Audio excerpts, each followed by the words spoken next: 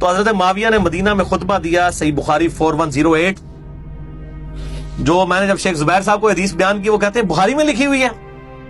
پھر کہتا ہے میں شام کو فون مجھے کرنا، تو پڑھی کہتے ہیں یار یہ کتنی گستاخی کی ہے عمر کی معاویہ نے. استغفر اللہ لا حول ولا قوت الا باللہ شیخ زبیر صاحب نے پڑھا.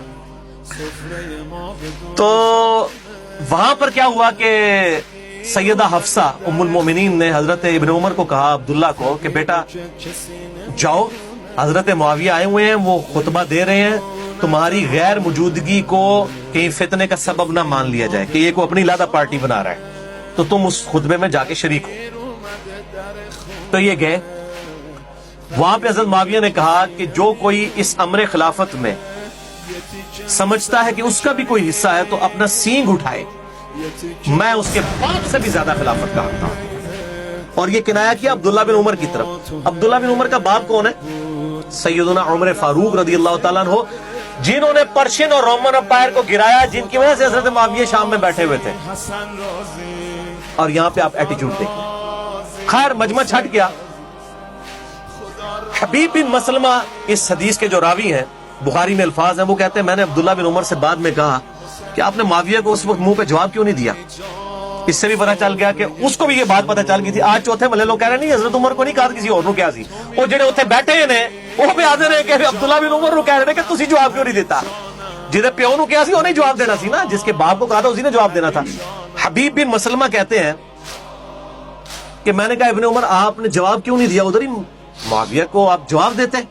انہوں نے کہا میں نے ارادہ کیا میں اپنی گوٹ کھولوں، یعنی وہ احتبا کر کے گھٹنوں کو یوں کر کے بیٹھے ہوئے تھے، میں اپنی گوٹ کھولوں اور میں معاویہ کو اسی وقت کہوں کہ تجھ سے زیادہ خلافت کا حقدار وہ شخص ہے جس نے تجھے اور تیرے باپ کو اسلام کی خاطر قتال کیا ہے، مارا ہے اسلام کی خاطر، مار مار کے تمہیں اسلام میں داخل کیا ہے. ظاہر ہے مارا ہے، پٹائی ہوئی ہے تو فتح مکہ پہ اسلام قبول کیا، جو سورہ توبہ میں آیا تھا 4 مہینے کا ٹائم ہے، یا تو جزیرہ نما عرب چھوڑ دو ادروائز قتل کیے جاؤ گے. عذاب استحصال آئے گا قتال کی شکل میں.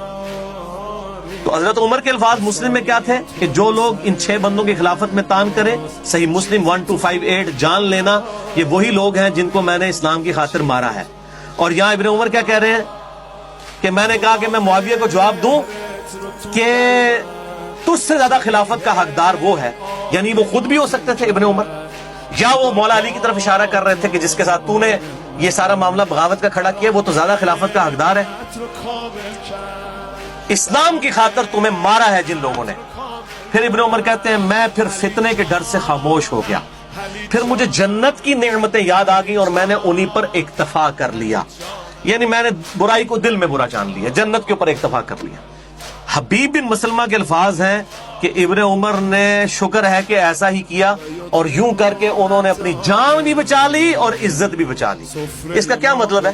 کاٹ کھانے والی ملوکیت، یعنی ابن عمر کی بھی شامت آ جاتی ہے اگر وہ وہاں پہ بولتے. حبیب بن مسلمہ کہہ رہے ہیں کہ جان بھی بچا لی، عزت بھی بچا لی، خون ریزی سے بھی بچ گئے. عبداللہ ابن عمر رضی اللہ تعالیٰ عنہ وعلیہ السلام.